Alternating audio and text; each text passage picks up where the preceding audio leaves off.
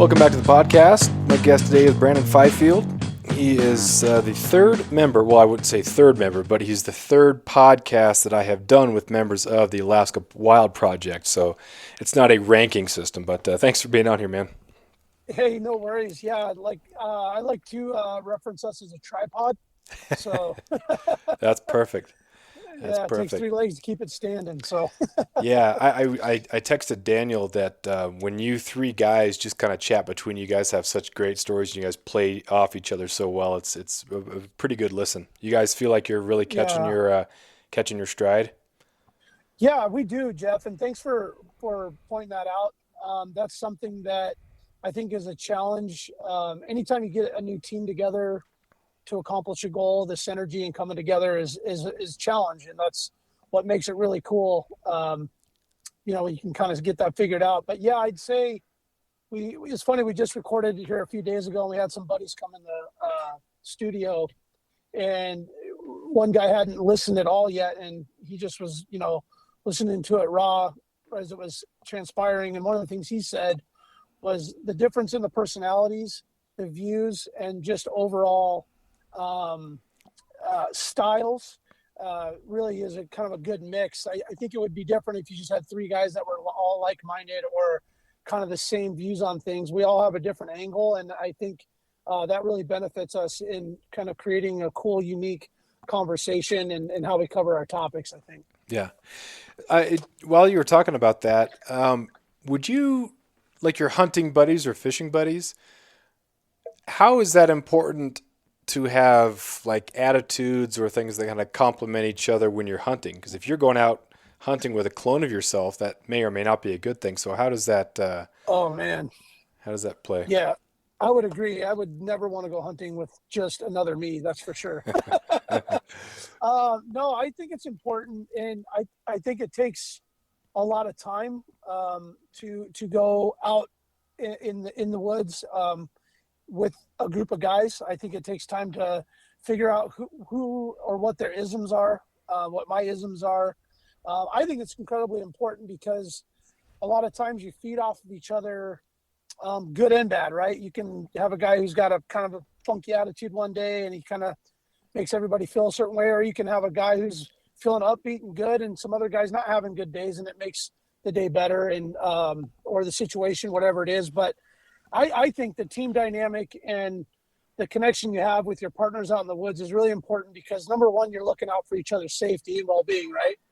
So you gotta have that, looking out, covering each other's back, and then two, when it's time to make a decision, what do you think? Should we make this play? Should we go up this mountain? Should we go down here? And to be able to feed off of each other and share each other's opinions and ideas to ultimately make a decision, I think is important. And that comes with time. I don't think you can just go hunting with somebody one time and get that figured out, or go out in the woods, camping, whatever it is. But I think it's incredibly important. And I think it ultimately leads to success if you can have a good connection with your partners when you're out there, because ultimately you're going to most likely make the best decision that's going to be beneficial to everybody. Yeah. What do you bring to the table as far as like gear and stuff wise? Dan and I were talking about toys. And Yeah. do you have the jet boat and some of the ATV and some of those big toys? Yeah. Yeah. I do. I've been very fortunate enough in my life, here in Alaska. I've really worked very hard, to acquire all the Alaskan toys. I mean, I think as most of us Alaskans know, if you really, really want to get out and enjoy this wild, great place, you do need the equipment. And you can do it by foot and get so far. But if you want to get out and do some stuff up in the rivers and lakes and oceans and things like that, you got to have a boat. You got to have an ATV or an airboat or a plane or something. And I do. I'm kind of like the buddy with the jet boat. I got the buddy with the salt boat. I just went out with him yesterday. He's been my guy to go out with. He's had boats over the years, but he just upgraded to a really, really nice boat recently. And so I'm kind of the jet boat guy. I do have a crew that we get together every year and do a moose hunt that requires the jet boat to get us where we need to go. And I'm heavily relied upon annually to make sure we can get out to that area with the use of that equipment. So I would say my specialty in terms of what I bring to the table in a group going on a hunt or an adventure is the jet boating or the boating skill set, and it's just a good piece of equipment that does the job. Hmm. But as far as like doing a backpack hunt or something like that, I'm the guy that has the TP tent, so no one else has to Oh, bring it. You nice. know what I mean? So there are some certain things that I have that maybe another guy doesn't have or doesn't need to bring. But there's some things that I don't have that other guys have, which is nice because then you don't have to invest in that piece of equipment because your buddy has it and you're going to be going out with him anyway. So, but yeah, I think there are some certain things that I do bring to the table in certain circumstances. Yeah. Some of that Yeah. stuff, it's you want to share stuff with buddies, but at the same time, when sometimes I'm hesitant to borrow someone's Oh stuff because man. I don't I want to break it. Like usually my friends they're the types of people who wouldn't care if you did. It's not they're going to make you Yeah. feel guilt or anything like that. It's just kind of, oh man, like I appreciate you offering me that, but I I got to decline because I'm Yeah. just too afraid of, what if I break it? And I know you say it's no problem, but I would just feel terrible. Yeah. Yeah. I'm with you. I'm definitely the one that doesn't like to borrow. I mean, I'll go out of my way to purchase a piece of equipment just so that I don't have to borrow it. And it's a personal thing. It makes me feel better about it. And there are a few guys that I would say I would be willing to let borrow some of my equipment, knowing that they would, number one, that they would treat it the exact same way, if not better than I would, a field. And in the event something got broken, lost, or damaged, that they would be able to compensate or take care of it. Hmm. And knowing that. But I'm with you on that, man. If I can avoid borrowing something, especially something very expensive like an ATV, a trailer, Oh, for a sure. boat, yeah, I just, you know what, I'm not going to ask anybody to borrow their stuff. And I think too, at this day and age where I'm at in my adulthood with my buddies and friends and my people, we've all kind of gotten to that place where we know what we can ask to borrow and not to ask to borrow. Yeah. So it doesn't really come up that often anymore, I guess. So Yeah. So you went down to Prince William Sound the last couple days. In your yeah, Instagram story, it looked like it was a 26, 28 foot kingfisher. Was that right? that's right. Oh Yeah, man, those are yeah, so we were out. nice.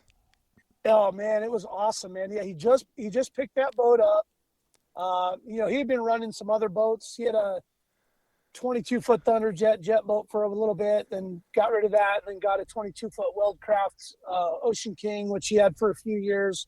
Got us out deer hunting, halibut fishing, bear hunting, did all kinds of cool stuff with that. Then he moved up to a 24-foot Hughes Craft for 2 years. Same scenario, fishing, hunting. Enjoyed the crap out of that boat. And then, ultimately, he wanted something that he could go camping in with his family and have the accommodations. And so he worked his way up to getting that 28-foot Explorer, that Kingfisher Explorer, Dang. or is it the Weekender? I can't remember which one it is, but man, Jeff, that thing was sweet, dude. It was nice, man. Yeah, What do we you had a good run? What do time. you have for an ocean boat?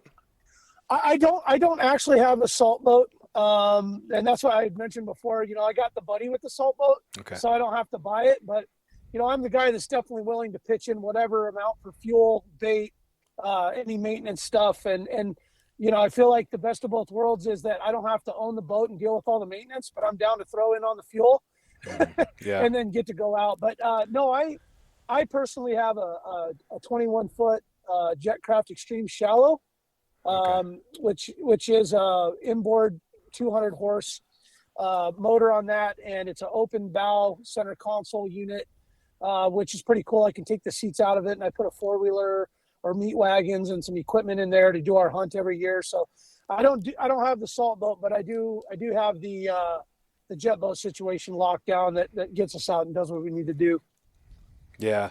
I had a 15-foot Boston Whaler skiff, and it was fun to just kind of go around and set some crab pots, shrimp pots, do a little bit of trolling from it. Yeah. But I upgraded to a 21-foot North River.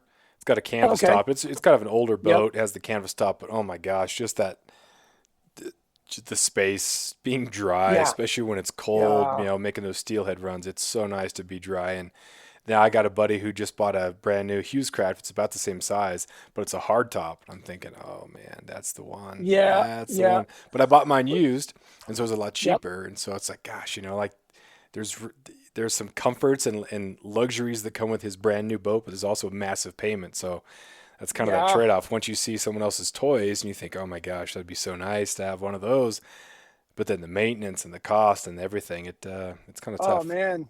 Well, and that saltwater game is like, what's the limit, right? I mean, you can get that easy. You got the 20, 21 foot North River.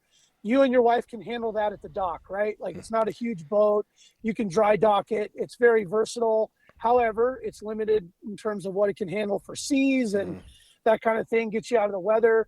One thing that to consider with that, like we just came in last night. We didn't get back to Anchorage until midnight, right? Put his big 28-foot boat in the driveway, got all our stuff out of there, and I said, "Hey, man, what can I help you get unloaded or whatever?" He's like, "Oh, I'll have to deal with it later." And when we leave, now he has to deal with all that stuff with that boat, the cleaning, the washing, the unloading, all of this stuff. And that's the thing. He has to take on that responsibility. I obviously offer when time allows to go and help him wash and maintenance and do whatever he needs just to be a good boat partner with him. But yeah, I mean, there's a lot more responsibility, work, and stuff that comes into every time you upgrade to that bigger boat or that bigger whatever.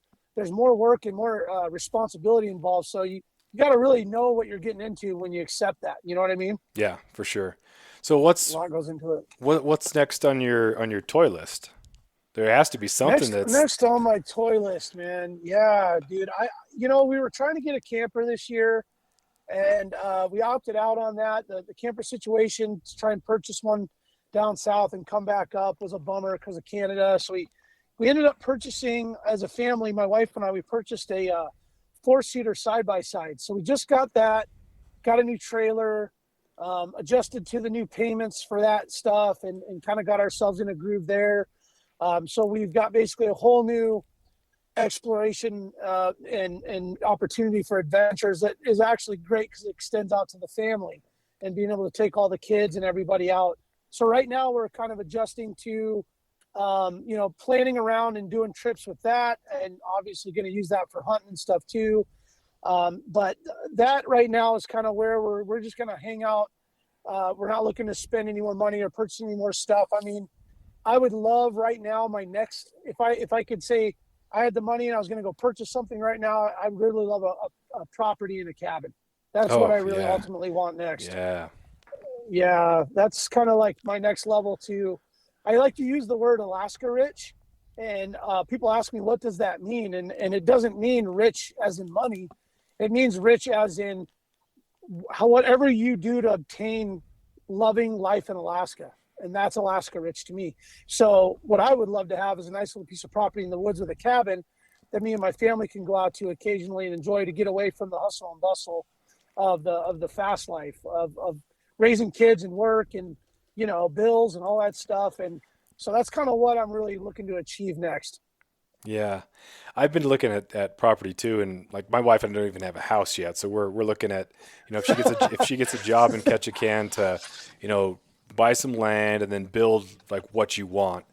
Yep. The housing market in Ketchikan's kind of tough right now. Like there's some houses that are kind of within the price range, but I don't want to have to put on a new roof in 2 years. I don't have to redo the deck. I don't want a project. I want a home. So I'd rather I had a Just couple of live. buddies Yeah. who are builders and just this is what we want, right? We don't even Yeah. want a lot. We don't want a lot of empty space, just a place where we can, just a nice house and then a garage. That's kind of the key thing. Yep. And then a little bit of space. She wants to do raised bed gardens, and we want to have either a view or we can go out the back of our property and we can be hunting something like that. But Yeah. I've also just for the fun of it or the depressingness of it, looked at some land that's for sale in like the Matsu Valley and around, and you can Oh get wow. like quite a bit. Like I'm not going to do it at all, but just that daydream, and you can. There are some cabins that are out there, and there's also acreage that's available. But then, Hmm. like, I don't know how you get to some of that stuff.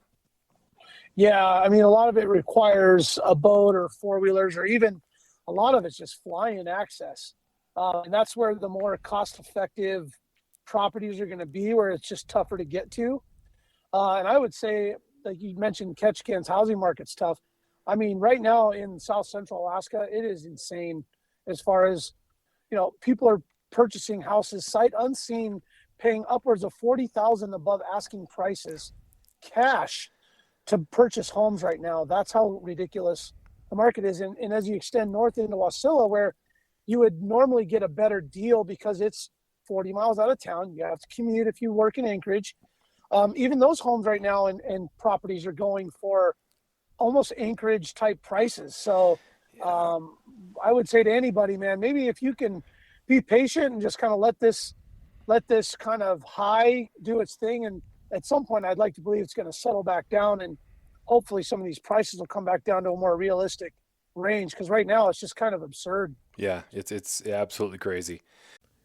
After years of fine print contracts and getting ripped off by big wireless providers, if we've learned anything, it's that there's always a catch. So when I first heard that Mint Mobile offers premium wireless starting at just $15 a month, I thought, what's the catch? But after talking to them and using their service, it all made sense. There isn't one.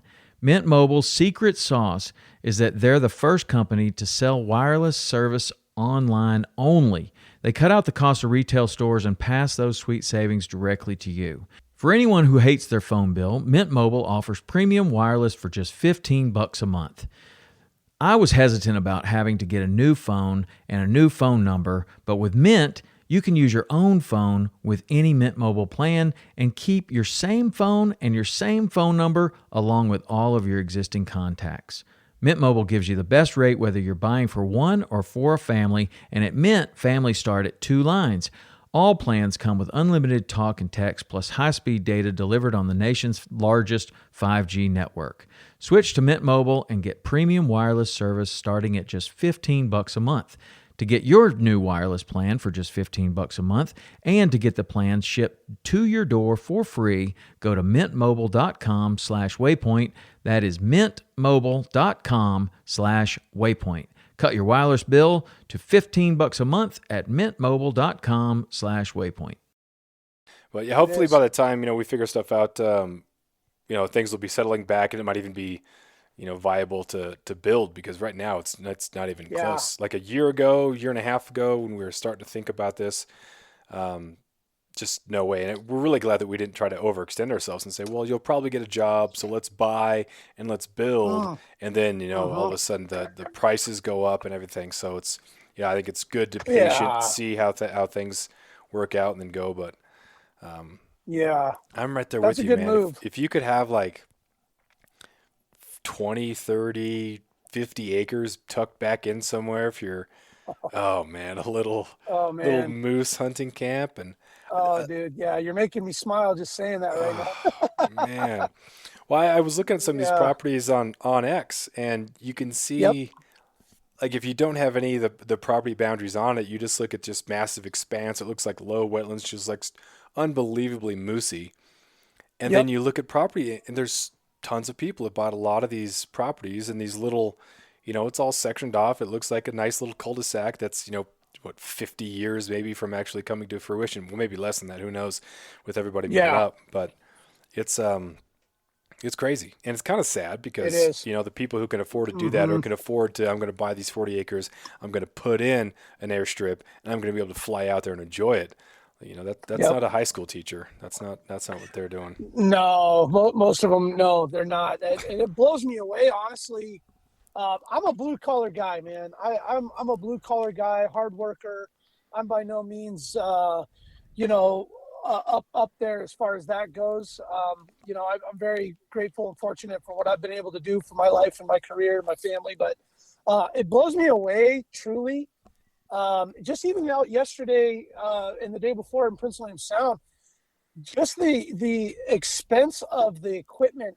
I mean, you see all these brand new boats out there, and Jeff, these are like 180 to $300,000 boats, and these guys are towing them with $80,000 trucks, and I'm like, where in the hell are all these people coming up with all this money? Because I mean, they're figuring it out, and kudos and power to them, man. But like, where in the hell are you getting? Like, how do you get that stuff? I know.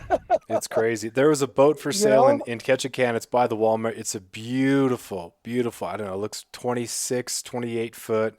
It's a walk around. Oh, just a beautiful looking boat for 175 without power. Oh my gosh. So Yeah. 175 for a beautiful new boat, but then you gotta, I don't know, you probably at two 225s at least on it, and then a kicker. Oh Like that's yeah. just, I mean, that's just crazy. Another 50,000. Yeah. Yeah. No, it is. It is crazy. I mean, it's great. You know, it's cool to see people, especially with the pandemic and the weird stuff that was going on. A lot more people were still, they had money to buy toys and do what they needed to do. And it's good for all of our local, markets and these businesses that they're in the business selling boats and toys and motors and all these things. It's cool. It's good for that. But it just still blows me away. Like, where these people come up with the abilities to buy all these airplanes and properties and boats, and Yeah. it's pretty wild, because I've worked my tail off to get what I have, and I'm not even nearly at the level some of these people are. But power to them, I guess. Yeah, it's crazy to me as well because that Yeah. stuff really stacks up, and you start thinking about, you really hope that people aren't overextending themselves and Uh-huh. buying stuff on credit, not putting money away for college retirement stuff like that. But man, it's pretty crazy. Do you have any shortages of things? I know it's almost impossible to get a Yamaha outboard down here and a kicker like that's just not. The guy was saying that he would put in an order for it, and it might be 6 months, but it could be up to a year just to get a kicker. Oh man, that's brutal. Well, you guys are pretty limited on dealers and vendors in that area, right? Yeah, we have a dealer. Yeah, yeah. Well, if you're looking for a Yamaha, you can go to 3 or 4 different vendors and dealers here in South Central, so there's a better option. However, like my buddy Daniel, he just put in the order for the 6x6 Can-Am, and I think he said 6 months to a year before he may get that. Dang. So yeah, so I mean, you go, like, we just purchased our new side by side back in April. They had 2 on the floor. Me being the procrastinator that I am, I told my wife, well, let's hold off and think about it and see if we can find a used one. And she's like, the hell with that. I'm pulling the trigger right now. If we come back here on Friday, this thing's going to be sold. Sure enough, they sold all their units by the middle of the next week. So we would have been SOL had we Wow. not done it. And it's insane. It's just something weird going on right now in the world, where just stuff's just getting bought up and it's super expensive. And yes, there is a shortage of stuff. And hopefully this stuff settles down, because, man, years ago, you could go into anywhere and find anything you needed anytime in stock. And Yeah. now it's like unheard of that that's even an option anymore. Yeah. I wonder if it's within a year or two, you're gonna have people who bought stuff because of there's just kind of a panic buy, and I need to feel I'm being released from COVID, so I'm gonna buy this stuff, and they end up not using it, so you can get some used deal on something with very low mileage. I wonder if that's gonna be the case, or if it's just gonna be, you know, this neck breaking pace of buying, and being short on everything. Oh, sounds like you're cutting out there, Jeff. Can you hear me? Oh, really? Dang, yeah. No, yeah, I got you. I went on a nice little Oh, you do? soliloquy Okay. there. Yeah. Hmm. I know we were doing really good. I looks like I got pretty good cell phone reception here too. I'm not sure what's going on. Yeah. No, I'm with you there. I do believe in the next few years, I think there's going to be an incredible influx of ATVs, trailers, campers, boat motors, things that people purchased with the intent of, oh, I'm going to get out and do this stuff. And then they're going to get sucked back into their routines of life. And then they're going to realize they don't have the time, or they just realize that, wow, it's actually a lot of work to have fun. I don't really want to go through all that. And then you're going to see a huge influx of this stuff going on the market. I really do believe there's going to be a lot of stuff for sale in the next maybe 18 months to 2 years. We're going to see a whole lot of stuff out there available for sale. I do believe that. Yeah. I might benefit from that, but it is pretty sad just to see Yeah. people that have, dreams, aspirations. They want to make a better life. It's the whole, New Year's Eve or New Year's resolution thing, where people really Yeah. want, they're sick of what they were getting and they want to do better. And man, you just hope they do, just for the sake of them and Yeah. the people around them and their kids and everything. But Yep. oftentimes it doesn't really work out, or doesn't work out the way Yeah. they plan, and that's kind of sad. Yeah. It can be for sure. I think that's one of the For reasons why, sure. like, working for it, you appreciate it so much more. Like you said, the blue collar, just working guys like you. There's that Yep. sacrifice. If I were to like win the lottery, and sometimes I talk about it with like my students, and Mr. Lone, what'd you do if you won $1 billion? I said, well, I don't know. I'd have to figure out what I would do with money, and then also what do you do with the time? Because everyone else still Yeah. works, right? So unless I wanted to Yes. say, hey, Rob, you don't have to work anymore, be my friend, then it's you like build this posse of people that you're supporting, and it's just weird, and you lose that sacrifice. If I can just fly down Yep. to Australia and hunt and fish, there's no sacrifice, there's no saving, there's no, I don't know. It would be different. I would probably like to try it, Yeah. like, but Yeah. Yeah. yeah, it's different. Yeah. I feel like when you are a working man or a working woman, you know, you really can't just stop doing that. I've been asked that question too.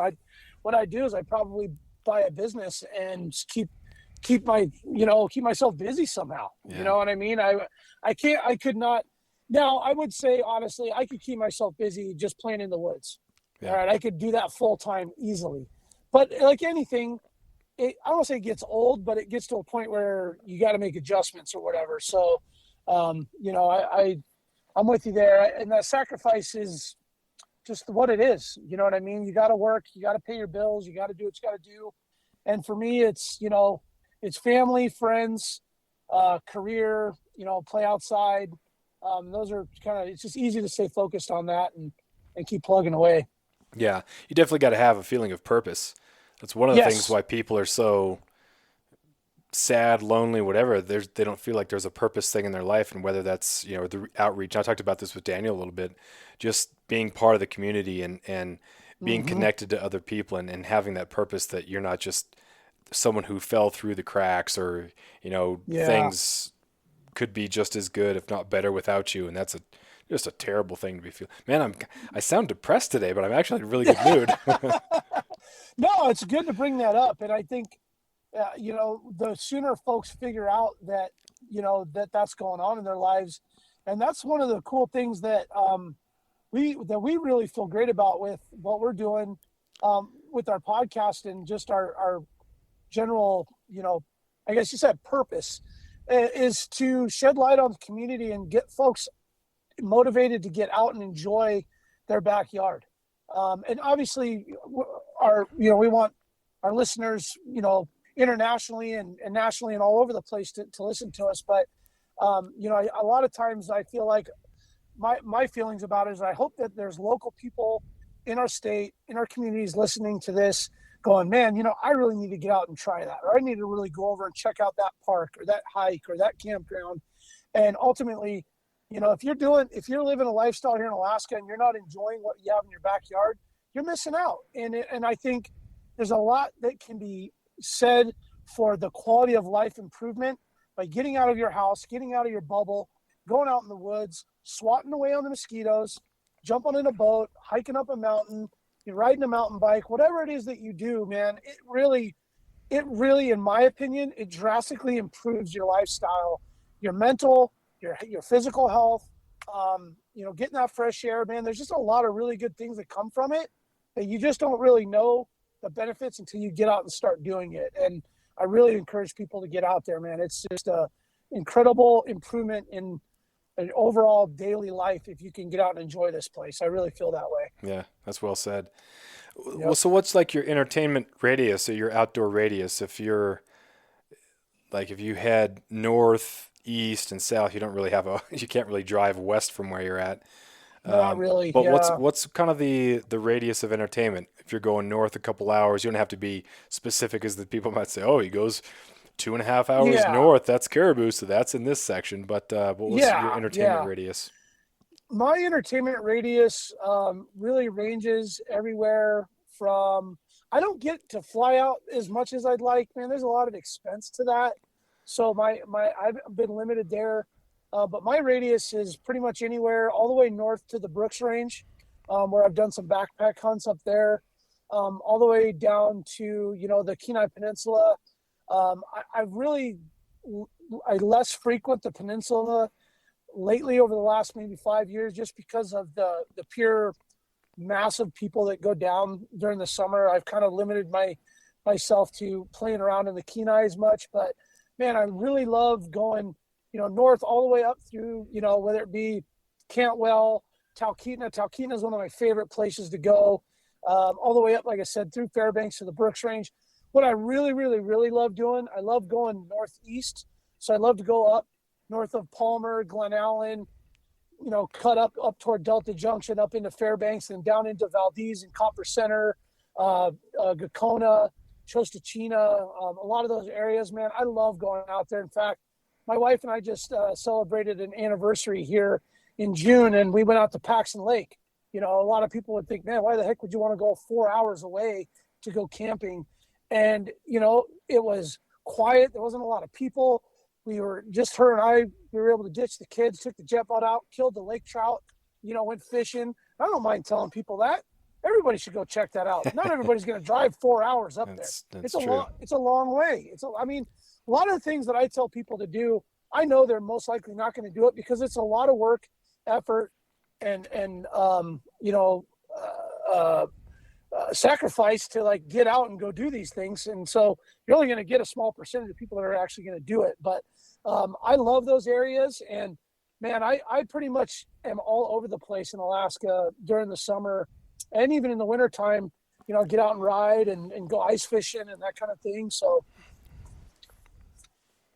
yeah, I hope that answers the question. No, Man. that's good. I like to That's I good. get all over the place. I get a little bit jealous being from Southeast because we don't have a road system. So it's pretty Right. much my adventure radius is a lot smaller because it's more, Hmm. based on where I can go with a boat. But the same sort of thing happens is that some people don't want to go quite as far. And I'm actually one of those people right now, only having a 21-foot boat versus some of my buddies who have, 28-foot boat. And like Yep. the gas is so much more. But you Oh can get yeah. there's a whole bunch of coves and inlets and things like that you can just get a little bit away and just anchor on a beach. You don't have to go super far, but it's just so nice to get out.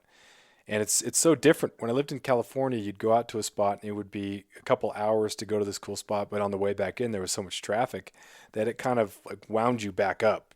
You had that nice Yeah. release of getting out somewhere, but on the way back in, it kind of, put you back in the hole there. So it's nice to be in areas where you're coming back refreshed. So it may have been a long run to get back or a long drive to get back, but you still are riding that relaxation and that decompression or Yeah. that whatever you went out there to get.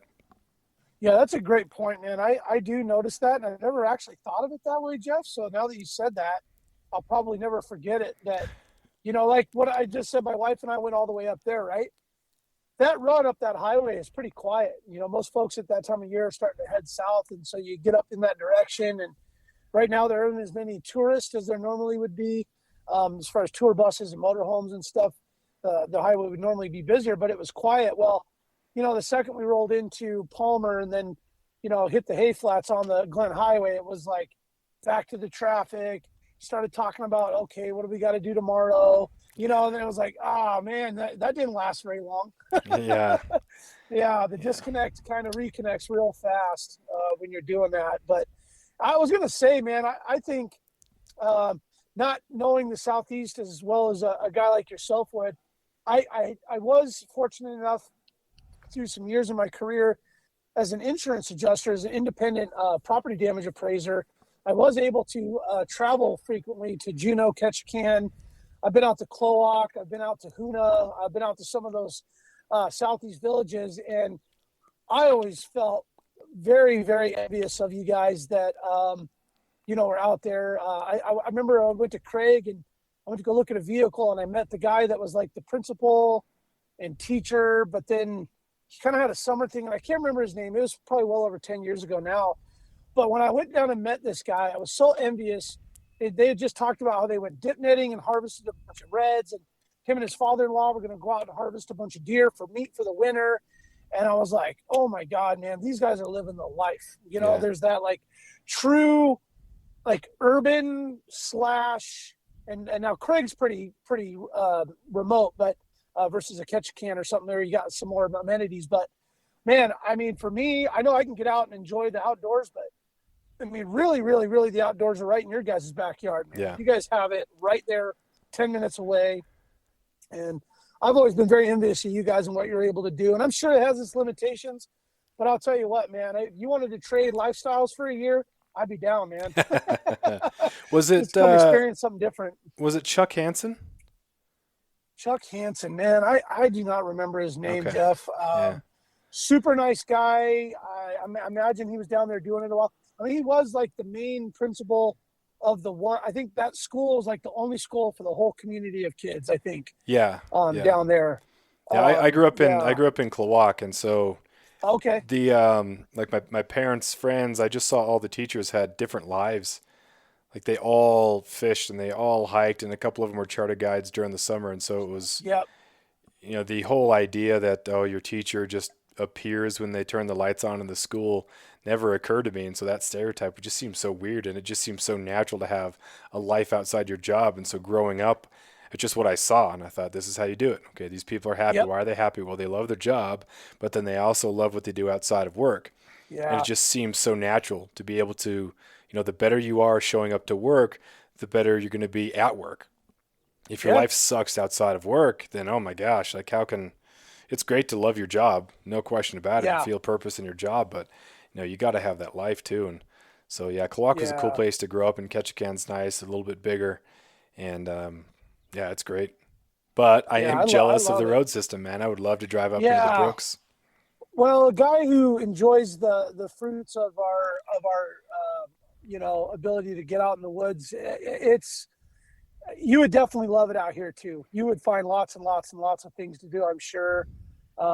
Just like we would love the adjustment of, being able to go out and deer hunt and steelhead fish, and the closer proximity to salmon and halibut and those kinds of things. But man, and we mentioned this before.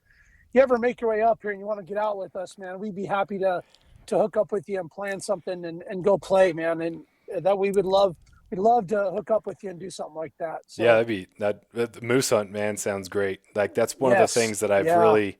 I went up to Fairbanks for the uh, 40-mile march, cull the herd mm, hunt, and that was pretty fun. It was pretty chilly, but yep, we don't have caribou down here. And yeah. then got a brown bear, which was cool, and I'm gonna go after some Was mountain that goat. this year? Yeah, that Did was you this just year. get that bear? Yeah. Okay, I saw that on your Instagram. I wondered. I was like, man, I looked at it like maybe like a few weeks before, and I didn't see that, and so I thought maybe you got a bear. Did you get that down there too?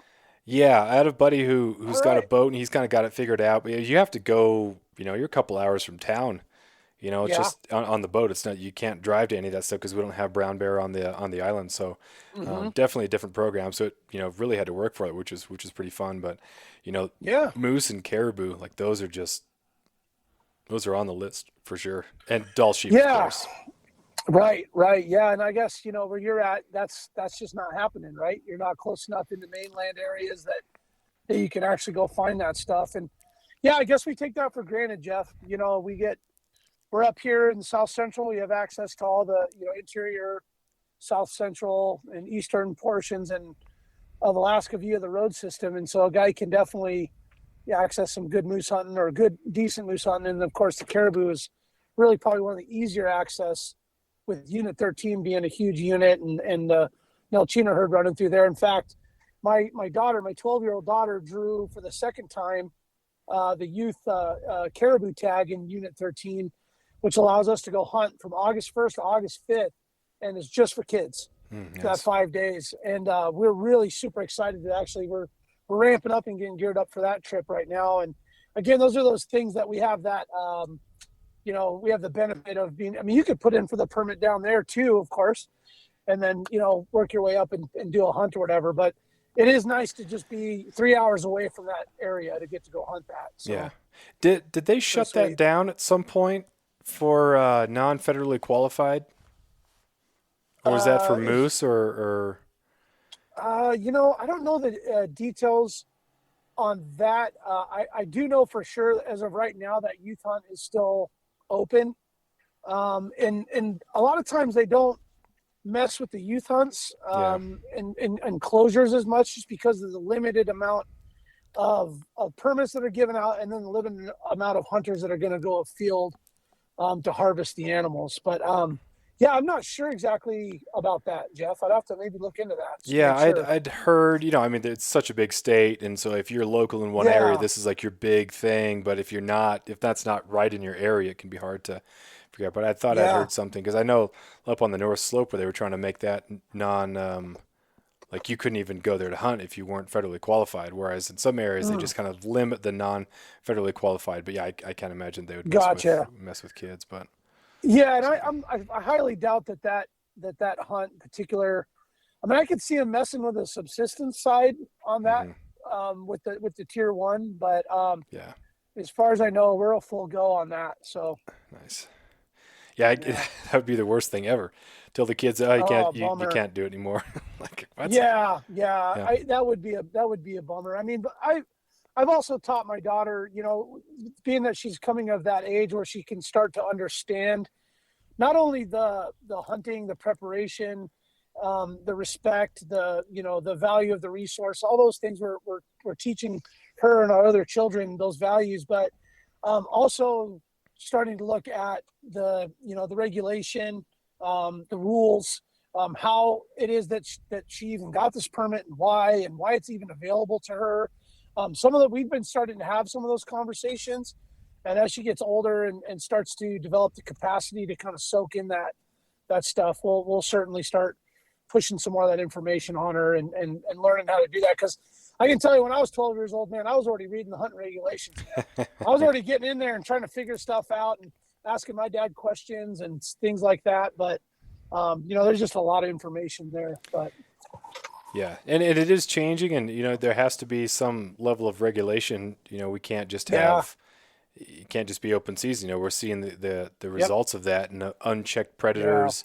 The 40-mile herd is such a great example of recovery because of in the 90s when they made more of a concerted effort to cull the wolves that hmm, allowed the herd to come back, and then having the quota hunts and then having the winter one rather than have all the quota in summer when people are just going to be tearing up the tundra with four-wheelers and whatnot. Have it during the winter when there's going to be hmm, snow on top there. Just like some great thinking, like these biologists, like, hey, what's going to be actually best for this area here? And yeah. it's such a difficult job for them to try to figure out, population densities and how many there are, but they do the best they can. It's just a matter of kind of following through with that and being good stewards of it. Yeah, that's a great point, Jeff. I try to be careful about what I say about the department. I think all in all, they do a really, really good job. I think their agenda is to conserve the resource for all of us for the future. I really believe that's their goal. And some things obviously we all disagree with certain things that they do and don't do or whatever.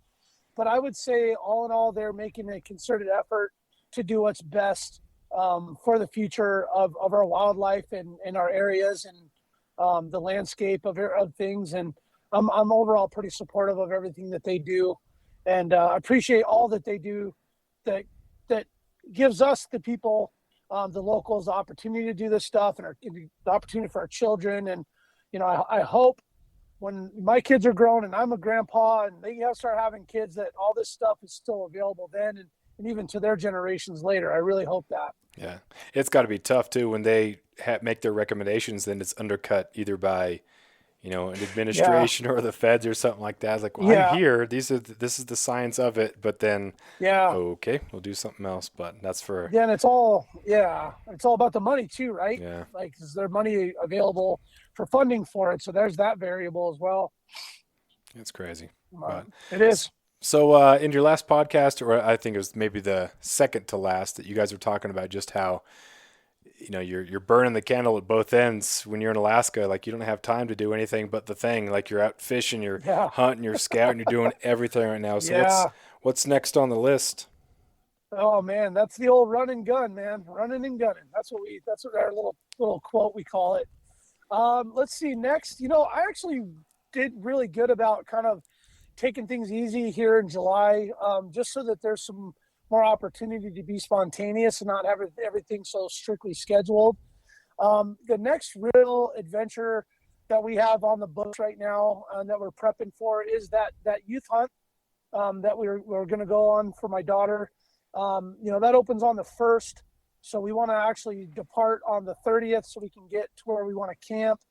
And then the 31st, we want to get out and do a little scouting around and looking for some critters and seeing where they're at. And if we're lucky enough to find what we're looking for, hopefully get out there the next day on the opening day or the day after and hopefully get a harvest in. So we're working on that. And then pretty much 2 weeks right after that, I've got a relative that was able to obtain a antlerless moose permit in a particular area that we're hoping that we can go back. Number one, see if we can go get him a moose, but we also want to go back and look for some sheep. Nice. So we're really excited about that. That is basically a 12 to 14 day where I took some time off of moose hunting that I would have in September, and I applied it to that to make what would normally be like an 8 to 10 day sheep hunt that we would do annually, and shifted it to a 10 to 12 day, well, more 12 to 14 day, I guess, antlerless moose / sheep kind of scouting mission. Maybe get lucky enough to find something. We'll see. Kind of going into a new area we've never been, so it's pretty exciting for that. So we wanted to allot some time for that. But all this stuff is kind of happening back to back to back. So there's going to be a lot of work to get this stuff scheduled. So I've got the youth hunt, the moose / sheep hunt in mid-August. Come back.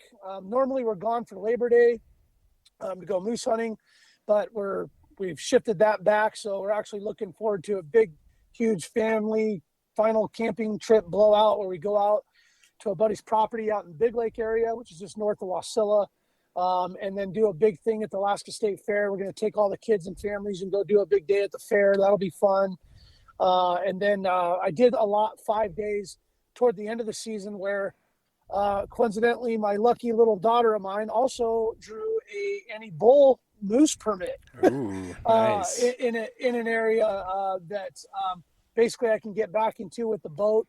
And so we're going to go do some scouting around for that. And hopefully if we can find a nice area, maybe find some moose and set up a camp. I've got about a 5 to 7 day window toward the end of the moose hunting season. Maybe we can get into the rut there when things are hot and heavy, and bust off and go out there and do maybe a 5 to 7 day moose hunt. So those are kind of the main things that I've got on my docket, I guess, coming up. Cause pretty much ran through a lot of my pre-scheduled adventures that we had during the summer.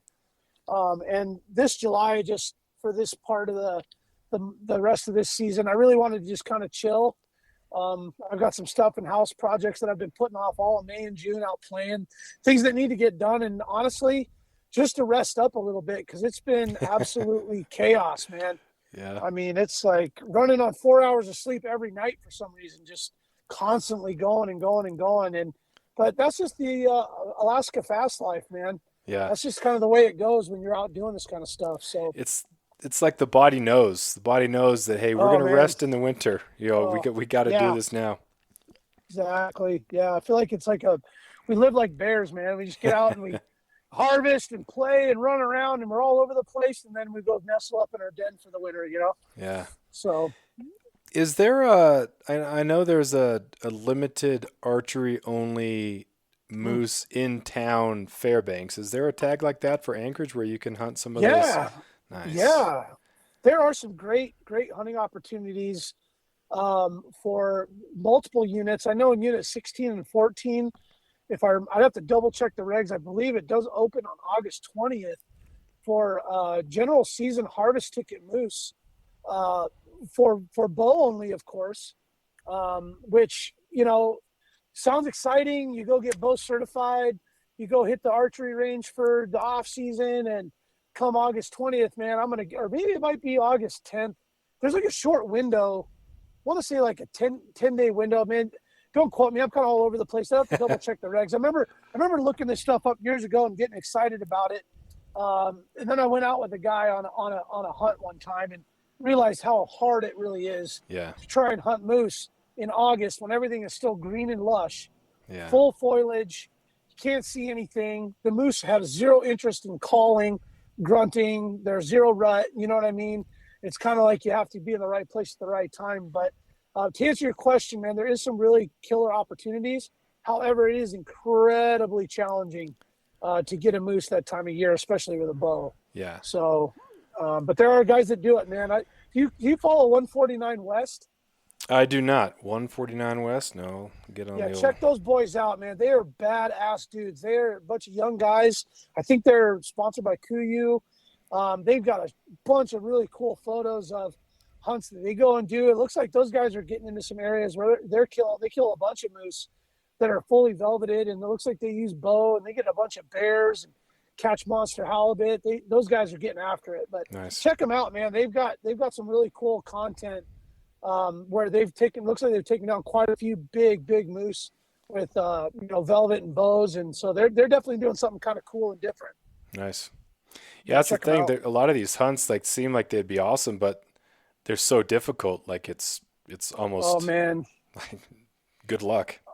yeah, and your guys' landscape with that rainforest is obviously got its challenges in terms of thick brush. We joke around, we call it Vietnam. Like you think I'm just going to jump off the boat or jump off the road and I'm going to go hike up to the Alpine and I'll get up there in a couple hours. Like, nah, you're not. No. It's very, very, very challenging terrain, and there's really limited access, and that's why it's really hard to get into that backcountry because the vegetation and forestry is so thick, and then you got bees and you got critters crawling around and hiding in there, and you just got to be really careful. And there's a lot of hazards and dangers that go into crawling around in that thick brush. So it seems like you pour over some maps. Oh, I'm gonna go check this out.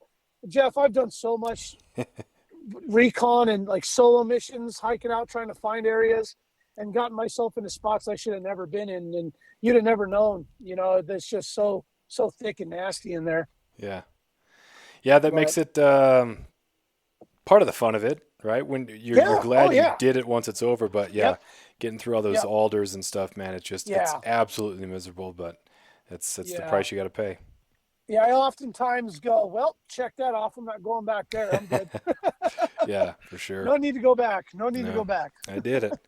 Well, Yep. you got a parting thought or anything to finish up? Well, I guess I could just say number one, thank you so much, sincerely from the bottom of my heart, for getting myself on and reaching out to the other guys with the Alaska Wild Project. Man, we really enjoyed our time spent with you when we did our podcast with you. It was really cool for you to reach out to us, being a fellow podcaster, and then being able to collaborate and kind of develop what I feel is the beginning of a really cool relationship between what you're doing and what we're doing, and just cool asking people connecting. And I appreciate you shedding some light on our what we have going on and with your podcast, and I would say thank you for everything that you do for your community. You're a teacher. You got a lot of really cool stuff going on. A very positive, motivating guy. Somebody to feed off of, and appreciate everything you're doing. And yeah, man, I guess that's all I really had to say is just thank you very much for having me on and getting the chance to talk with you. And man, anytime if you want to call, chat, and just talk hunting, fishing, just ask questions or just whatever, man. You're coming up here and you're gonna go do something and you just want to get 2 cents on something, man. I'm more than available to you, man. You can call me anytime. And I Well, love to talk that kind of stuff. So I appreciate all that. That's great. All right, thanks a lot, man. yeah, Where absolutely. can people Yeah. find you and the Alaska Wild Project and give the pitch for all that? Yeah.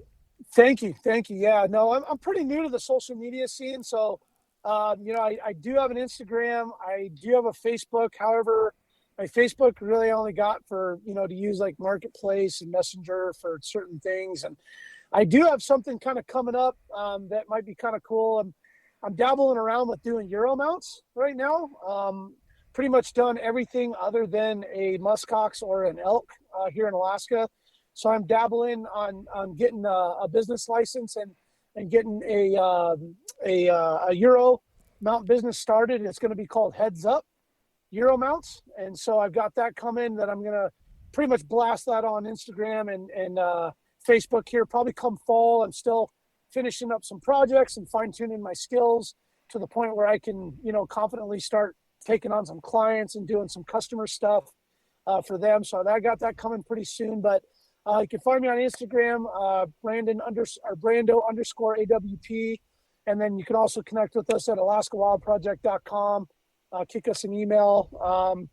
And so, yeah, that's pretty much where you can find me. Like I said, I've pretty much always flew under the radar, Jeff. I've always kind of been kind of anti-social media, just kind of just stay out of that whole hubbub. But now that we're doing something that's something more on the social scene with the podcast and kind of, I guess I say creating a character, I guess to some degree, right? Mm-hmm. I feel like you have to promote through the social media platform. That's what that's what it is now, right? Yeah. That's what everybody's doing.